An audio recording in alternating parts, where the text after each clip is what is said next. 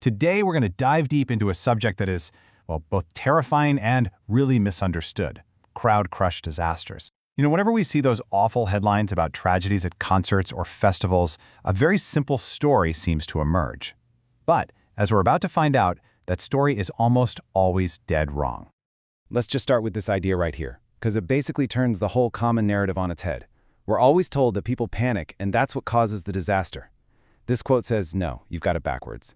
The panic you see, that's a totally rational, terrified response to a physical danger that's already happening. It's the consequence, not the cause. For decades, the media and even official reports have used one single word to describe these tragedies: stampede.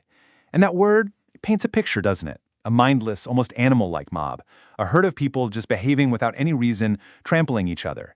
But here's the thing, it's a myth, and it's a really dangerous one.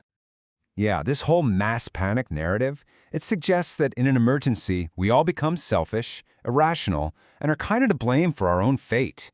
It implies something just breaks inside our heads when we're in a crowd. But what if the problem isn't with the people at all? What if it's about the physics of the space they're stuck in? Okay, so here's our game plan. First, we're going to tear down that stampede myth. Then, we'll get into the real science of it, the physics of a crush, and what's actually going on with the psychology of a crowd. After that, we'll look at how we make choices under insane pressure, how smart design can literally save lives, and finally, what all this means for you. So, where did this incredibly sticky idea of the panicked mob even come from? Well, it's a story that's been around for over 100 years, and it's really shaped how we think about crowds, often with some pretty tragic results. Experts like Professor Edwin Galea will tell you the word stampede isn't just wrong, it's actively harmful. See, it's a word that shifts blame. It takes the focus away from potential failures in planning or design or management, and it puts that blame squarely on the victims, basically saying they acted like a herd of animals. Believe it or not, this theory comes from a French sociologist, Gustave Le Bon, way back in the day. He had this idea that when people get into a crowd, they form a mass soul, or this collective mind that makes them lose all self-control and just act on primitive urges. Now that idea has been totally disproven, but it's had a surprisingly long shelf life. So, the big question is that really what's happening? Spoiler alert, not even close. The evidence from survivors, from video analysis, from scientific models, it all tells a completely different story. And that story doesn't start with psychology, it starts with a brutal, undeniable failure of physics. Okay, this is where we get to the absolute heart of the matter.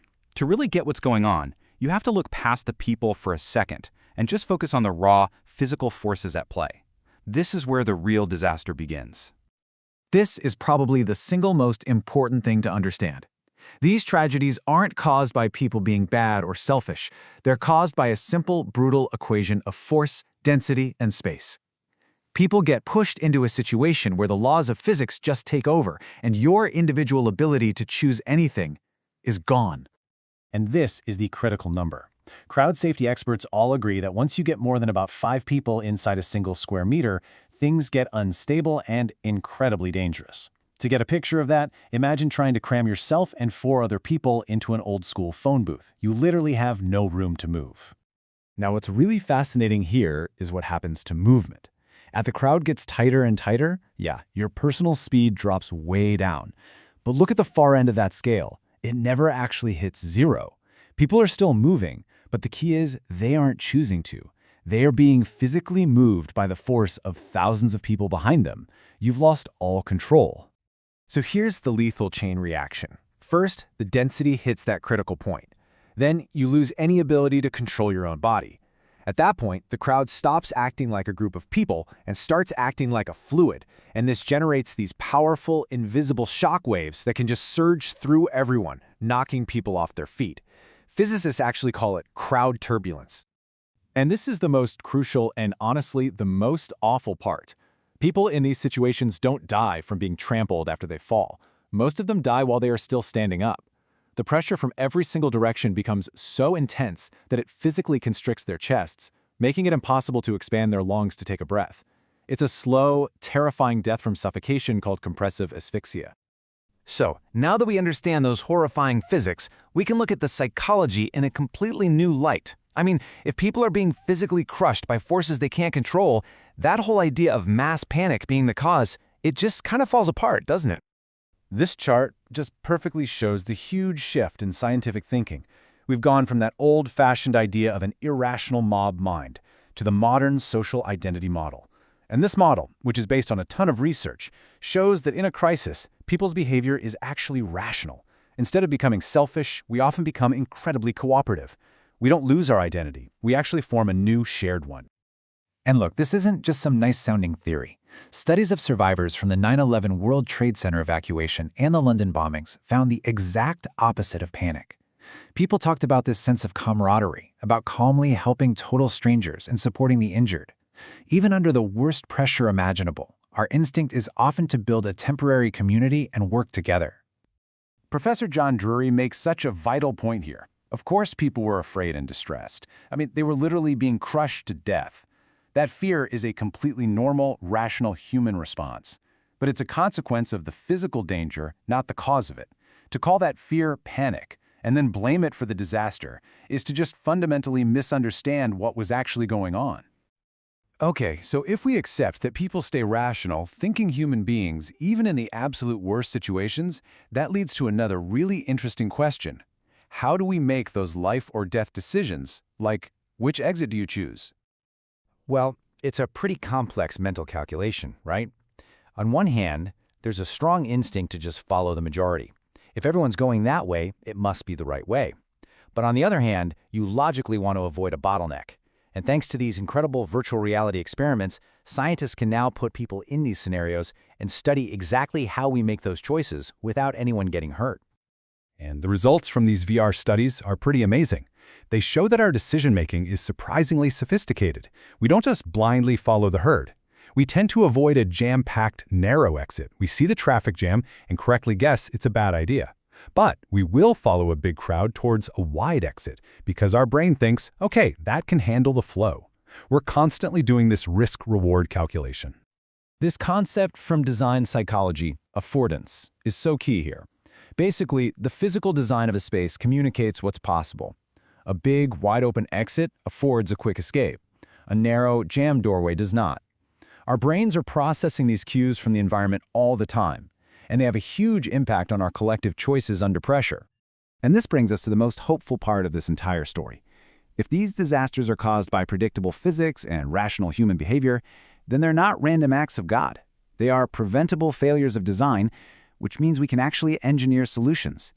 Just think about that for a second, because the answer is one of the most counterintuitive and frankly, brilliant findings in all of crowd science. It completely changes how we should think about managing how people move. And this really cool experiment, researchers had students evacuate a room through an open exit and they timed how long it took.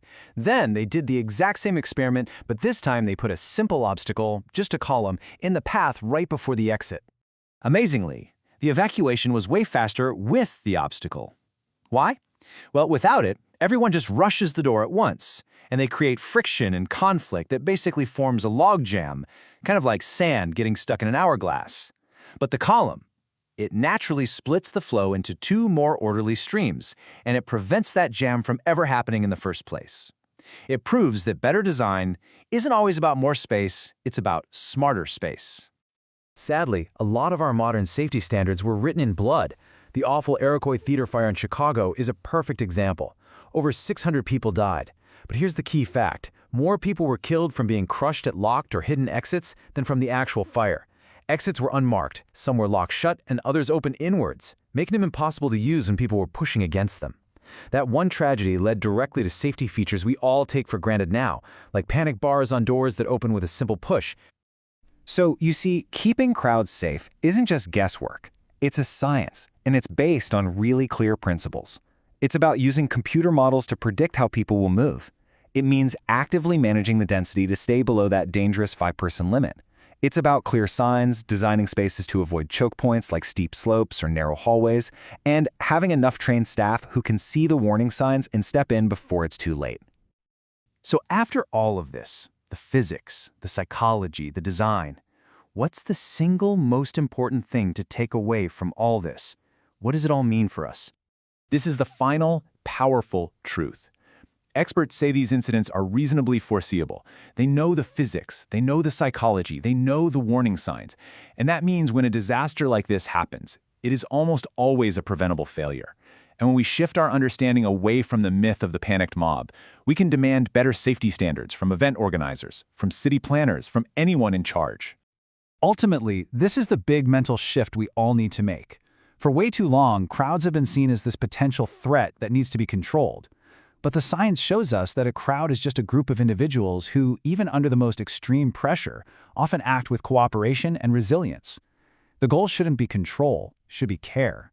And understanding this science, that's the first and most critical step to making sure these preventable tragedies never, ever happen again.